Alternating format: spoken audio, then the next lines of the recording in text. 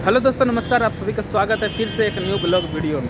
वैसे आप सभी को पता ही होगा कि 24 फरवरी 2025 के डेट में देश के यशस्वी प्रधानमंत्री श्री नरेंद्र मोदी जी भागलपुर आने वाले हैं। तो आज का ब्लॉग इसी के ऊपर रहने वाली है। तो आप लोग इस वीडियो में कंप्लीट बने रहिएगा। हम आपको पूरा कंप्लीट ब्लॉग दिखाएंगे क्या कुछ होता है। उससे पहले कि अगर आप इस चैनल पर पहली बार आए तो प्लीज़ चैनल को सब्सक्राइब कर लीजिए। तो चलिए आप लोग पूरा इस वीडियो में बने रहिए और देखिए आगे क्या कुछ होता है। अगर आप एक नज़र साइन बोर्ड ये बैनर पर डालेंगे तो उसमें लिखा है किसान सम्मान जनसभा। तो यही किसान सम्मान जनसभा को संबोधित करने आ रहे हैं। बाकी बाहर का रोड पर का व्यू कुछ ऐसा है। सामने ही रहा हवाई अड्डा और ये पूरा बाहर का दृश्य है। अभी यहाँ पे सिर्फ शासन प्रशासन का ही गाड़ियाँ सब दिख रहा है। बाकी बने रहिए आप लोग प्रेस वीडियो में। चलिए उसके अंदर भी चलने का प्रयास करते हैं और आप लोग को पूरा व्यू दिखाएंगे अंदर। तो दोस्तों अभी आ गए हवाई अड्डा के बिल्कुल पीछे के साइड, जिधर से तिलका मंजी से 0 माइल जाते हैं तो इधर ही है। और इधर से आपको दिखाएंगे कि 2-3 गेट बनाया गया है और हर एक गेट का अलग अलग नाम है। तो चलिए आपको दिखाते हैं कौन कौन सा गेट है और क्या सब नाम है। तो दोस्तों ये सामने में देख रहे हैं तो ये फर्स्ट गेट है और इसका नाम है मखाना द्वार। ये इधर तिलका मंजी तरफ से आया और ये इधर चल जाएगा 0 माइल। तो और भी गेट है आगे आप लोग को। तो दोस्तों जैसे उस गेट से आगे बढ़ते हैं मखाना द्वार से, फिर आगे आता है एक मक्का द्वार। तो ये हुआ मक्का द्वार और सभी गेट पर स्कैनर मशीन लगाया गया है। सभी आदमी को चेक करके ही अंदर घुसाते हैं। फिर इसके आगे है एक मेन गेट जिसका नाम था केला द्वार। भैया जैसे मक्का द्वार से आगे बढ़ते हैं तो ये हुआ मेन गेट, जो सब दिन के लिए मेन गेट रहता है ये। और इस गेट का नाम रखा गया है केला द्वार। यहाँ पे बहुत ही शासन सब है। और इधर फिर चल जाएगा सामने क्या कहते हैं 0 माइल। तो भैया देखिए यहाँ पे ये गले में लटकाने के लिए दुपट्टा, गमछा और टोपी यहाँ पे बांट रहे हैं। बहुत सारे लोग ले भी रहे हैं। तो बहुत ही खुशी का माहौल है। बहुत भीड़ भी लगने चला है। और तो भैया देखिए आज लगता है कि हम लोग भी राजनीति में उतर गए। टाइम हो गया है 10:30 और बहुत सारे लोग जो है लाइन में लग गया है और सभी को चेक करके एक एक करके अंदर घुसा रहे हैं। देखिए तो उधर जो था VIP गेट जिसका नाम था केला द्वार, वहाँ से आम आदमी के लिए एंट्री नहीं है। अब एंट्री कर गए हैं इस हवाई अड्डा के अंदर। मशीन से सबको चेक करके अंदर घुसा रहा है। बाकी सारे लोग भी धीरे धीरे आ रहे हैं और टाइम भी अब होने चला है। वहीं अगर यहाँ बात करें व्यवस्था की तो यहाँ पे जो है वो अस्थायी टॉयलेट भी बनाया गया है, जिसमें कि इधर देखिए महिला वर्ग लिखा हुआ भी है। सारा व्यवस्था यहाँ पे किया हुआ है। इधर भी है। इधर ध्यान देंगे तो सारा व्यवस्था इधर भी है। देखिए इधर ट्रैक्टर, किसान से संबंधित सारा मशीन वगैरह, ये सब खेत में काम करने वाले सारे उपकरण सब है। देखिए मिट्टी काटने वाला, जोतने वाला क्या सब है। और इधर फिर देखिए ये काउंटर सब भी बना हुआ है। काउंटर में भी बहुत कुछ दिखाया गया है। देखिए यहाँ पे क्या है, किसान को संबोधित किया है।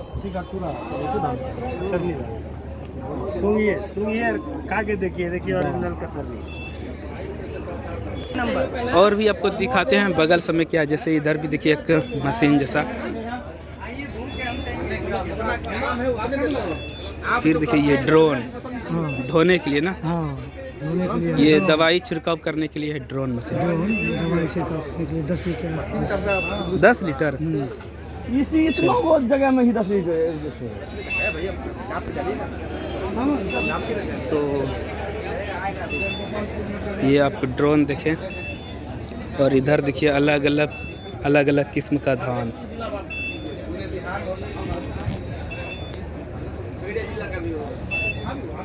यहाँ पे धान का ये काउंटर। फिर देखिए इधर फूल वगैरह, इनके नर्सरी व मछली घर।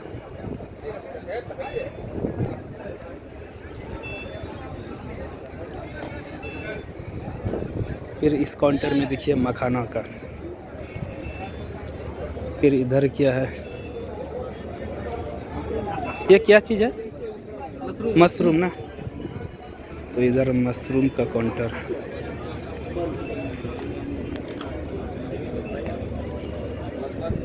फिर इधर देखिए क्या है, मधुमक्खी पालन का। शहद है इसमें। इसमें ये सब में जो है शहद है, ये मधुमक्खी पालन।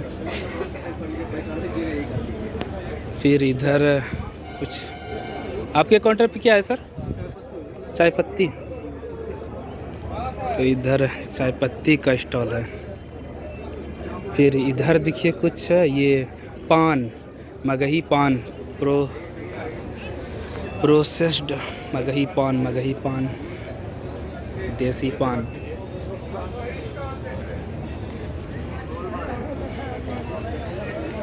तो इसमें पान की खेती को दर्शाया गया है।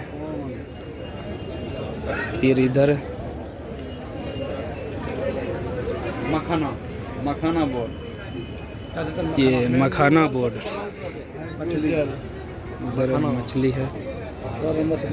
ये मखाना का खेती ऐसे ही होता है। तो दोस्तों उधर मैंने आपको सारा कुछ दिखाया। अब चलिए जो मैन यहाँ पे वो क्या कहते हैं मंच बनाया गया है प्रधानमंत्री जी के लिए, उधर का दृश्य आप लोग को दिखाते हैं कि उधर की तैयारियाँ कैसा है। अंदर में एक और द्वार दिखा जिसमें लिखा है कतरनी धान द्वार। तो इधर मेन गेट से जो आते हैं तो इधर बगल में पूरब साइड में। और यहाँ पे देखिए अब कितना मतलब सभी को लाइन में लगा दिया गया। तो देखिए यहाँ भी जो है उधर महिला वर्ग के लिए है और इधर पुरुष वर्ग के लिए, और सभी को चेक करके ही अंदर घुसा रहे। तो देखिए ये सीन हुआ इस जगह का। तो भाई देखिए अब इस जगह से इंटर कर गए अंदर में, और इधर सामने में ये स्टेज, बहुत बड़ा सा एरिया में ये स्टेज को बनाया गया है। और एक चीज़ फोकस कीजिएगा तो देखिए एक गेट तो मेन था रोड पे, फिर दूसरा गेट था वो, तीसरा फिर यहाँ पे भी देखिए फिर लाइन से अंदर में सबको ले जा रहे हैं। तो और देखिए ये सामने से अगर देखेंगे तो पूरा स्टेज कुछ इस तरह से दिखेगा जो कि काफ़ी बड़ा दिख रहा है। बहुत लंबा दूरी है स्टेज का जहाँ पर कि मंच है। तो चलिए अब इसके अंदर भी जाने का प्रयास करते हैं, दिखाते हैं अंदर से कैसा है। बाकी ये देखिए पूरा ये रहा टेंट।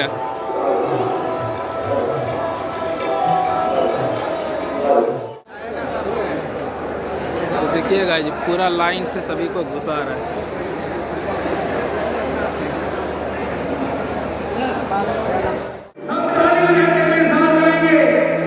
दुनिया में फिर से और जिनके हाथ में भगवान गमछा है वो भगवान गमछा लहराएंगे। दुनिया में फिर से दुनिया में फिर से भगवान लहराएंगे। दुनिया में फिर से भगवान लहराएंगे। जो राम को लाए हम उनको लाएंगे। जो राम को लाए हैं हम उनको लाएंगे। दुनिया में फिर से भगवान लहराएंगे। दुनिया में फिर से भगवान लहराएंगे। दुनिया में फिर से भगवान लहराएंगे।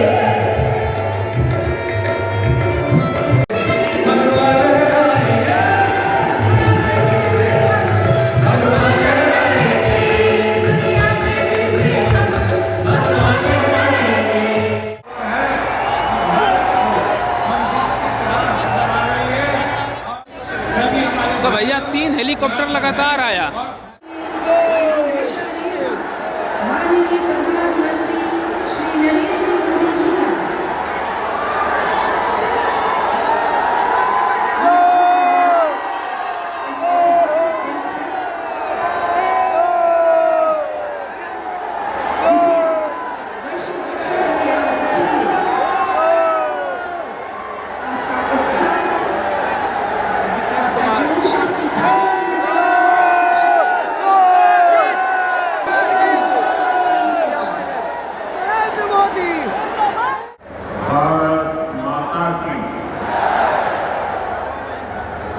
अंगराज दानवीर कर्ण की धरती महर्षि मैही के तपस्थली भगवान वासुपुत्र के पंच कल्याणक भूमि विश्व प्रसिद्ध विक्रमशिला महाविहार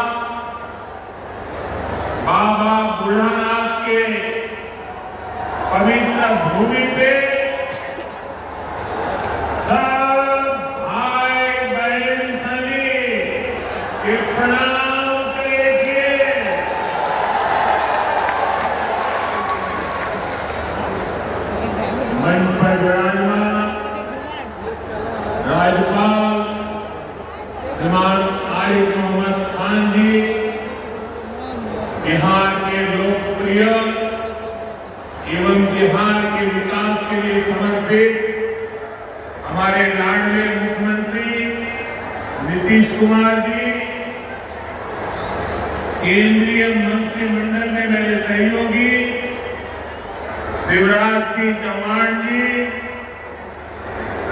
मांझी जी, ललन सिंह जी, गिरिराज सिंह जी,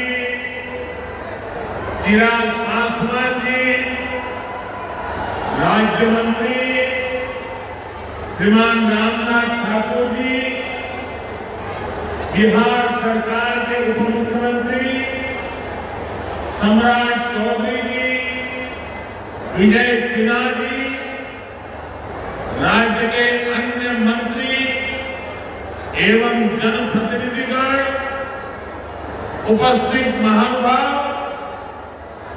और बिहार के मेरे प्यारे भाई और बहनों, आज हमारे साथ देश के कोने कोने में कई मुख्यमंत्री, कई मंत्री और करोड़ों करोड़ों किसान भी आज इस कार्यक्रम में हमारे साथ जुड़े हुए हैं। मैं उन सबको भी आदरपूर्वक नमन करता हूं। साथियों, महाकुंभ के समय में मंदरांचल की धरती पर आना अपने आप में बड़ा सौभाग्य है। इस धरती में आस्था भी है, विरासत भी है और विकसित भारत का सामर्थ्य भी है। ये शहीद तिलका मांझी की धरती है, ये सिल्क सिटी भी है। बाबा अज बैद्यनाथ की इस पावन धरा में इस समय महाशिवरात्रि की भी खूब तैयारियां चल रही हैं। ऐसे पवित्र समय में मुझे पीएम किसान निधि की एक और किस्त देश के करोड़ों किसानों को भेजने का सौभाग्य मिला है। करीब 22,000 करोड़ रुपए एक क्लिक पर देश भर के किसानों के खाते में पहुंचे। और जैसे ही अभी मैंने क्लिक दबाई, मैं देख रहा था यहाँ पर भी जो राज्यों के दृश्य दिख रहे थे, यहाँ भी कुछ लोगों की तरफ मेरी नजर गई। वो फटाफट अपने मोबाइल देख रहे थे कि पैसा आया कि नहीं आया, और तुरंत उनकी आंखों में चमक दिखाई दे रही। साथियों, आज जो किसान सम्मान निधि दी गई है, इसमें बिहार के भी 75 लाख से अधिक किसान परिवार हैं। बिहार के किसानों खाते में आज सीधे करीब 1600 करोड़ रुपए उनके खाते में पहुंच चुके। मैं बिहार और देश के सभी किसान परिवारों को बहुत बहुत शुभकामनाएं देता हूं, बधाई देता हूं। साथियों, मैंने लाल किले से कहा है कि विकसित भारत के 4 मजबूत स्तंभ है। ये स्तंभ है गरीब, हमारे अन्नदाता किसान, हमारे नौजवान, हमारे युवा और हमारे देश की नारी शक्ति। एनडीए सरकार चाहे फिर यहाँ नीतीश जी के नेतृत्व में चल रही सरकार हो, किसान कल्याण हमारी प्राथमिकता में है। बीते दशक में हमने किसानों के हर समस्या के समाधान के लिए पूरी शक्ति से काम किया। किसान को खेती के लिए अच्छे बीज चाहिए, पर्याप्त और सस्ती खाद चाहिए, किसानों को सिंचाई की सुविधा चाहिए, पशुओं का बीमारी से बचाव चाहिए और आपदा के समय नुकसान से सुरक्षा चाहिए। पहले इन सभी पहलुओं को लेकर किसान संकट से घिरा रहता। जो लोग पशुओं का चारा खा सकते हैं वो इन स्थितियों को कभी भी नहीं बदल सकते। एनडीए सरकार ने इस स्थिति को बदला। बीते वर्षों में हमने सैकड़ों आधुनिक किस्म के बीज किसानों को दिए। पहले यूरिया के लिए किसान लाठी खाता था और यूरिया की कालाबाजारी होती। आज देखिए किसानों को पर्याप्त खाद मिलती है।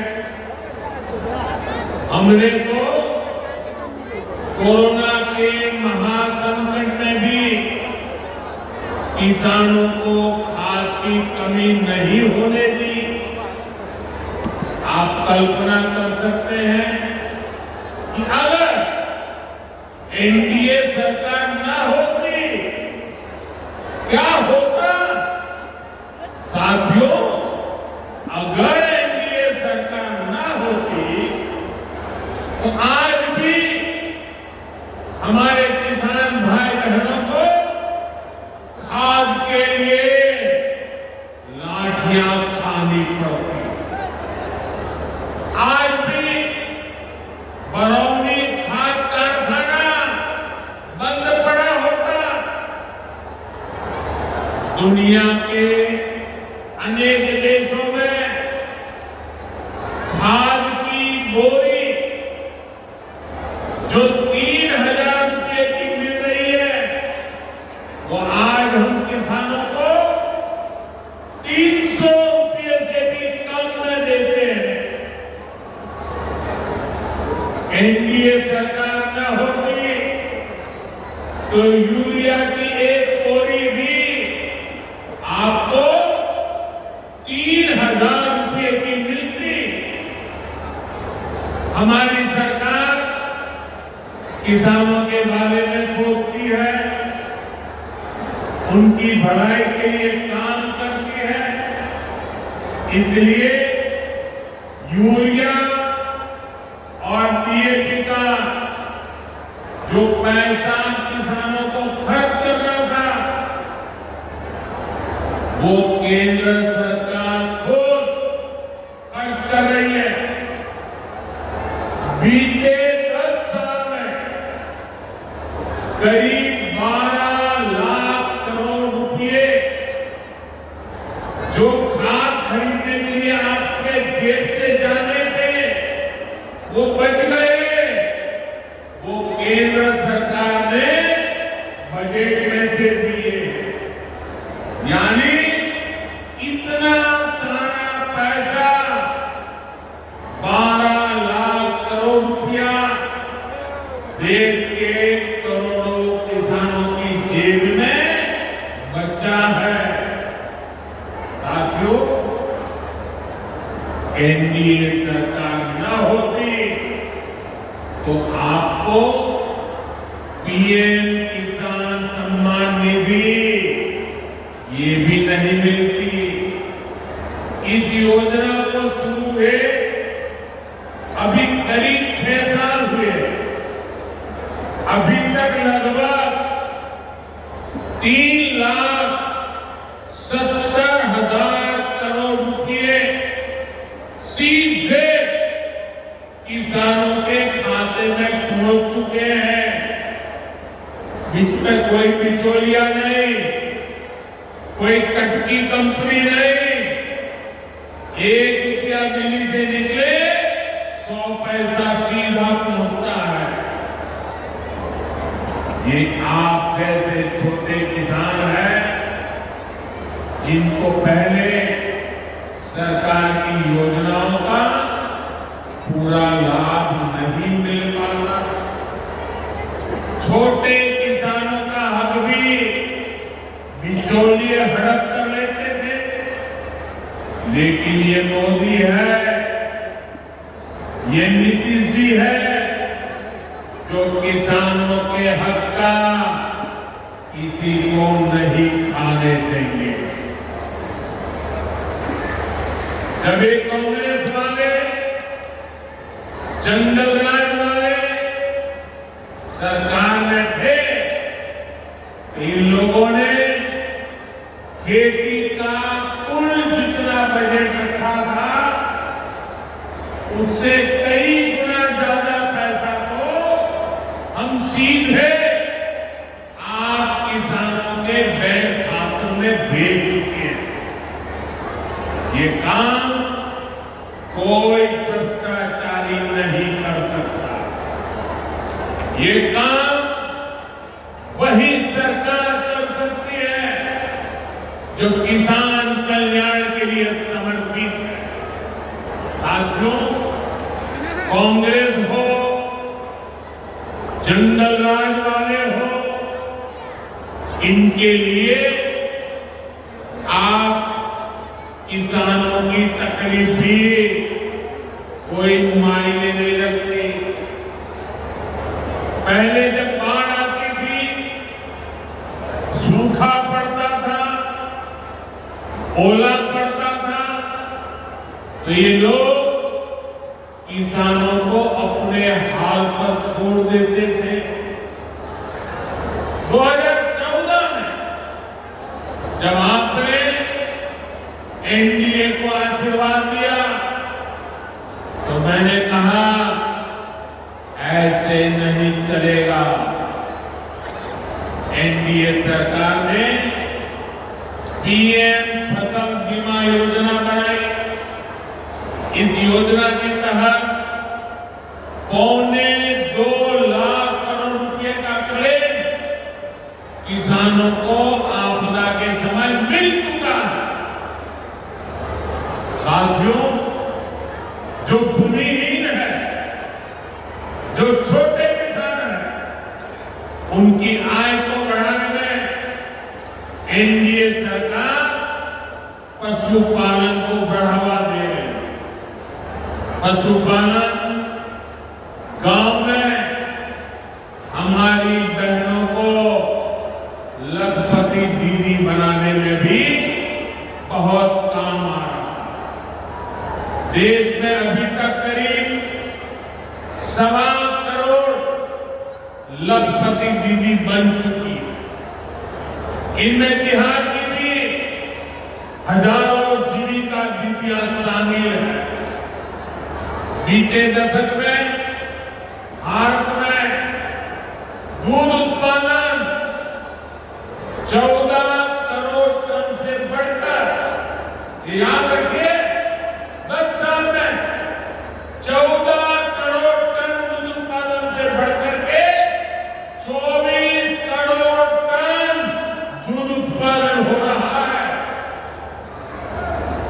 यानी भारत ने दुनिया के नंबर 1 दूध उत्पादक के रूप में अपनी भूमिका को और सशक्त किया।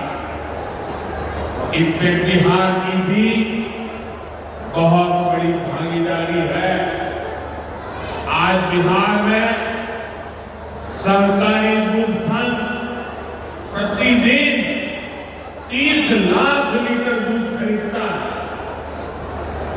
इसके कारण हर साल 3,000 करोड़ रुपए से अधिक बिहार के पशुपालकों, हमारी माताओं बहनों के खाते में पहुंच रहे हैं।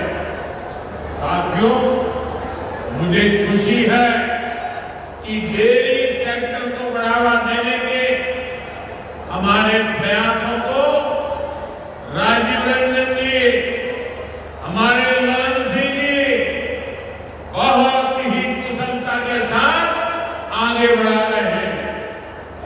इनके प्रयासों से यहाँ बिहार में 2 परियोजनाएं तेजी से पूरी हो रही है। मोतीहारी का सेंटर ऑफ एक्सीलेंस बेहतरीन देसी नस्ल की गायों के विकास में मदद करेगा। दूसरा बरौनी का मिल्क प्लांट है। इस क्षेत्र के 3 लाख किसानों को फायदा होगा, नौजवानों को रोजगार मिलेगा। साथियों, हमारे जो नाविक साथी है, जो मछुआरे साथी हैं, इनको पहले की सरकारों ने कोई फायदा नहीं दिया। हमने पहली बार मछली पालकों को किसान क्रेडिट कार्ड की सुविधा दी। ऐसे ही प्रयासों से आज मछली उत्पादन में बिहार शानदार प्रदर्शन कर रहा है। और अभी जैसे मुख्यमंत्री जी ने बताया, पहले मछली हम बाहर से लाते थे और आज मछली में बिहार आत्मनिर्भर बन गया। और मुझे याद है 2014 के पहले 2013 में जब मैं चुनाव अभियान के लिए आया था, तब मैंने कहा था कि मुझे आश्चर्य हो रहा है कि बिहार में इतना पानी है, मछली हम बाहर से क्यों लाते हैं। आज मुझे संतोष है कि बिहार के लोगों की मछली की जरूरत बिहार में ही पूरी हो रही है। 10 साल पहले बिहार मछली उत्पादन में देश के 10 राज्यों में से एक था। आज बिहार देश के टॉप 5 बड़े मछली उत्पादक राज्यों में से एक बन चुका है। फिशरी सेक्टर पर हमारे फोकस का बहुत बड़ा फायदा हमारे छोटे किसानों को, मछुआरे साथियों को, भागलपुर की पहचान को गंगा जी में रहने वाली डॉल्फिन से भी होती रही है। ये नमामि गंगे अभियान की भी बहुत बड़ी सफलता है। साथियों, बीते वर्षों में सरकार के प्रयासों से भारत का कृषि निर्यात बहुत अधिक बढ़ा है। इससे किसानों को उनकी उपज की ज्यादा कीमत मिलने लगी है।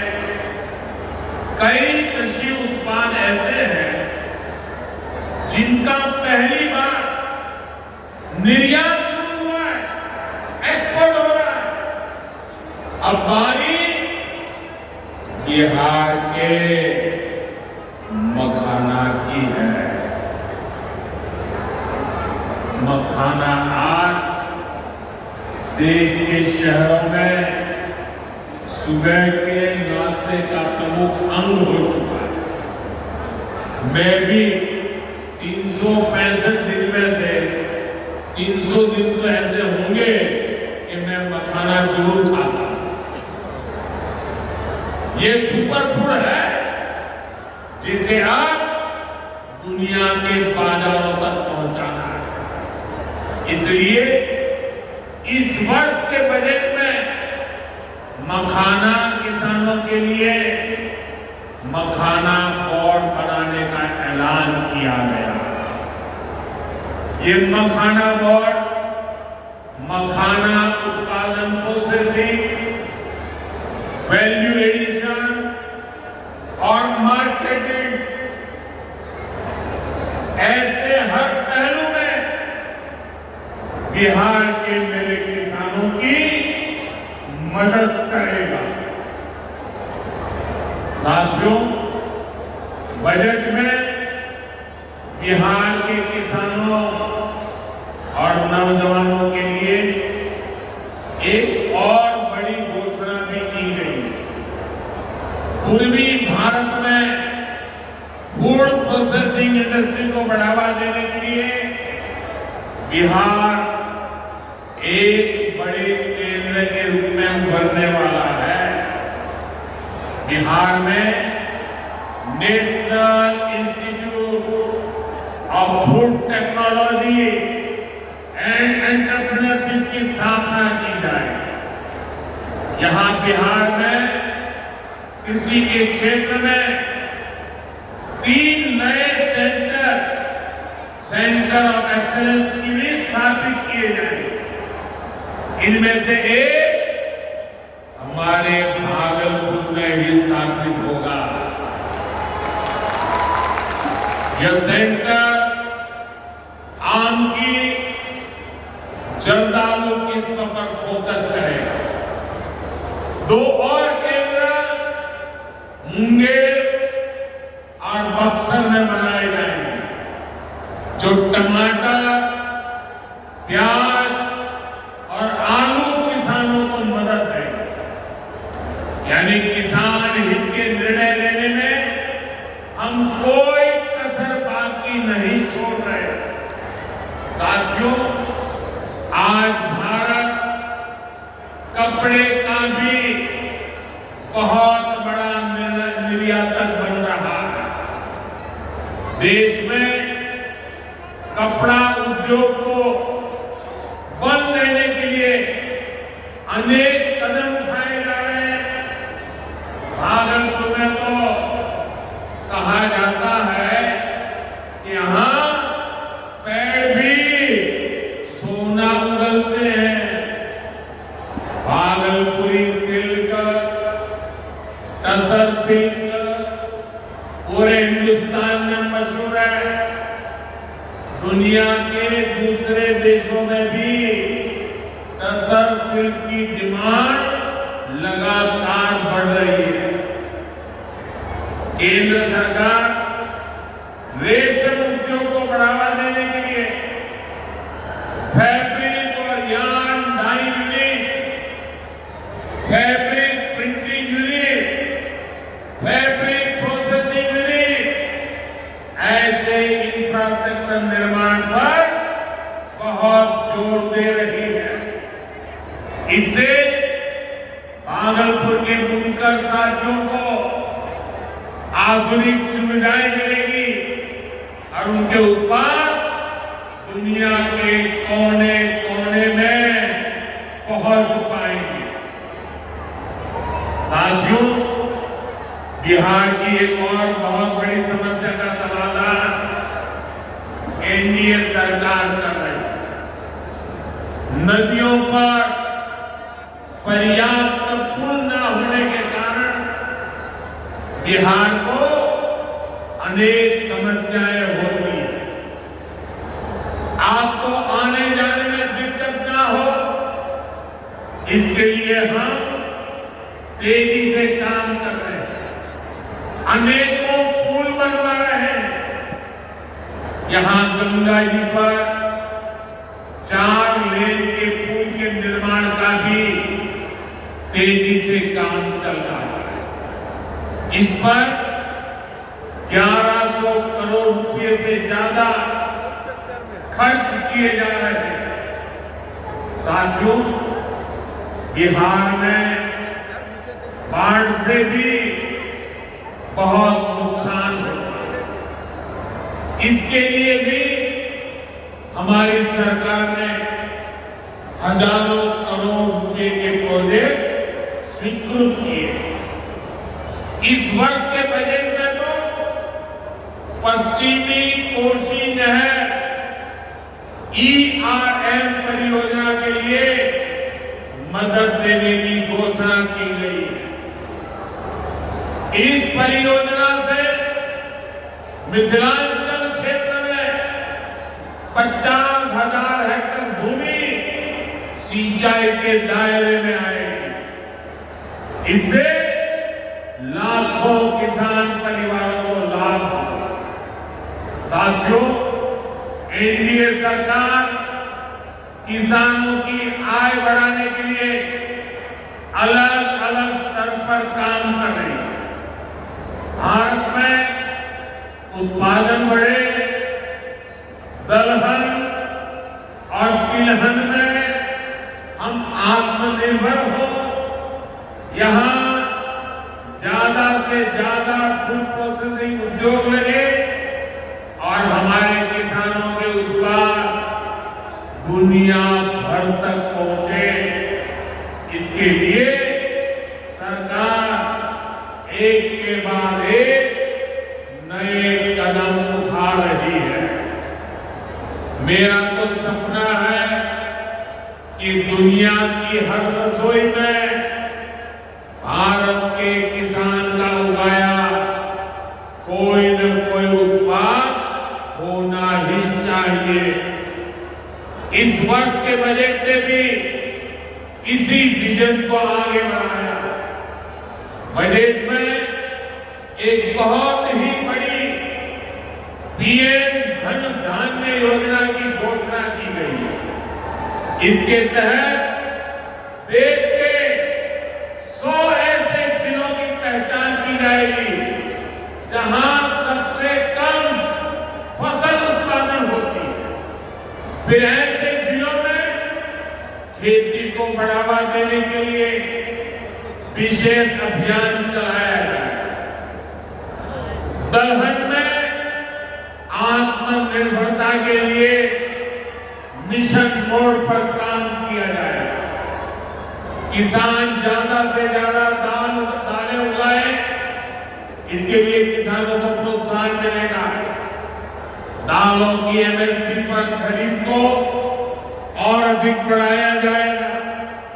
साथियों, आज का दिन एक और वजह से बहुत खास है।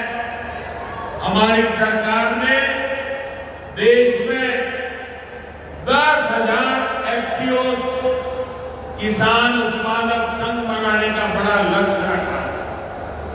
आज मुझे ये बताते हुए खुशी है कि देश ने इस लक्ष्य को प्राप्त कर लिया। आज बिहार की भूमि 10,000 में एफपीओ के निर्माण की साक्षी बन रही है। मक्का, केला और धान पर काम करने वाला एक एफपीओ खगड़िया जिला में रजिस्टर हुआ है। एफपीओ सिर्फ एक संगठन नहीं होता, एक किसानों की आय बढ़ाने वाली अभूतपूर्व शक्ति है। एफपीओ की ये शक्ति छोटे छोटे किसानों को बाजार में बड़े लाभ सीधे उपलब्ध कराती है। एफपीओ के जरिए आज तमाम ऐसे अवसर हमारे किसान भाइयों बहनों को सीधे मिल रहे हैं जो पहले उपलब्ध नहीं है। आज देश के करीब 30 लाख किसान एफपीओ से जुड़े और बड़ी बात ये इसमें करीब 40% हमारी बहनें हैं। ये एफपीओ आज कृषि क्षेत्र में हजारों करोड़ रुपए का कारोबार करने लगे। मैं सभी 10,000 एफपीओ के सदस्यों को भी बहुत बहुत बधाई देता हूं। साथियों, एनडीए सरकार बिहार के औद्योगिक विकास पर भी उतना ही बल दे रही है। बिहार सरकार भागलपुर में जो बहुत बड़ा बिजली कारखाना लगा रही है, उसको कोयले की जाएगी। इसके लिए केंद्र सरकार ने कोल लिंकेज को स्वीकृति दे दी। मुझे पूरा भरोसा है यहाँ पैदा होने वाली बिजली बिहार के विकास को नई ऊर्जा देगी। इससे बिहार के नौजवानों को रोजगार के नए अवसर मिलेंगे। साथियों, पूर्वोदय से ही विकसित भारत का उदय होगा और हमारा बिहार पूर्वी भारत का सबसे अहम स्तंभ है। बिहार भारत की सांस्कृतिक विरासत का प्रतीक है। कांग्रेस आरजेडी के लंबे कुशासन ने बिहार को बर्बाद किया, बिहार को बदनाम किया। लेकिन अब विकसित भारत में बिहार का वही स्थान होगा जो प्राचीन समृद्ध भारत में पाटलिपुत्र का था। इसके लिए हम सभी मिलकर निरंतर प्रयास कर रहे हैं। बिहार में आधुनिक कनेक्टिविटी के लिए, सड़कों के नेटवर्क के लिए, जन कल्याण की योजनाओं के लिए एनडीए सरकार प्रतिबद्ध होकर काम कर रही है। मुंगेर से भागलपुर होते हुए मिर्जा चौकी तक करीब 5,000 करोड़ रुपए की लागत से नया हाईवे भी बनाने का काम शुरू हो रहा है। भागलपुर से औंसडीहा तक 4 लेन सड़क को चौड़ा करने का काम भी शुरू होने जा रहा है। भारत सरकार ने विक्रमशिला से कटारिया तक नई रेल लाइन और रेल पुल को भी स्वीकृति दे दी है। साथियों, हमारा ये भागलपुर सांस्कृतिक और ऐतिहासिक रूप से बहुत महत्वपूर्ण रहा। विक्रमशिला विश्वविद्यालय के कालखंड में ये वैश्विक ज्ञान का केंद्र हुआ करता था। हम नालंदा विश्वविद्यालय के प्राचीन गौरव को आधुनिक भारत से जोड़ने का काम शुरू कर चुके हैं। नालंदा विश्वविद्यालय के बाद अब विक्रमशिला में भी सेंट्रल यूनिवर्सिटी बनाई जा रही है। जल्द ही केंद्र सरकार इस पर काम शुरू करने वाली है। मैं नीतीश जी, विजय जी, सम्राट जी सहित बिहार सरकार की पूरी टीम को बधाई देता हूं। आप इस प्रोजेक्ट से जुड़ी जरूरतों को पूरा करने में तेजी से जुटे। साथियों, एनडीए सरकार भारत की गौरवशाली विरासत के संरक्षण और वैभवशाली भविष्य के निर्माण के लिए एक साथ काम कर रही है। लेकिन ये जो जंगल राज वाले हैं, इनको हमारी धरोहर से, हमारी आस्था से नफरत है। इस समय प्रयागराज में एकता का महाकुंभ चल रहा है। ये भारत की आस्था का, भारत की एकता और समरसता का सबसे बड़ा महोत्सव है। पूरे यूरोप की जितनी जनसंख्या है, उससे भी ज्यादा लोग अब तक एकता के इस महाकुंभ में डुबकी लगा चुके हैं, स्नान कर चुके हैं। बिहार से भी गांव-गांव से श्रद्धालु एकता के महाकुंभ होकर आ रहे हैं। लेकिन ये जंगल राज वाले महाकुंभ को ही गाली दे रहे हैं। महाकुंभ को लेकर भद्दी भद्दी बातें कर रहे हैं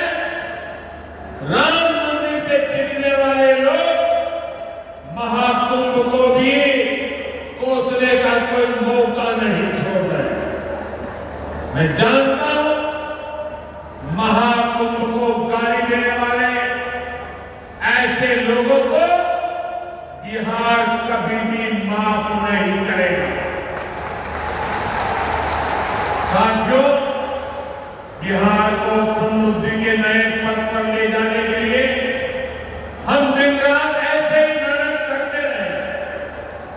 एक बार फिर देश के किसानों को और बिहार वासियों को बहुत बहुत बधाई।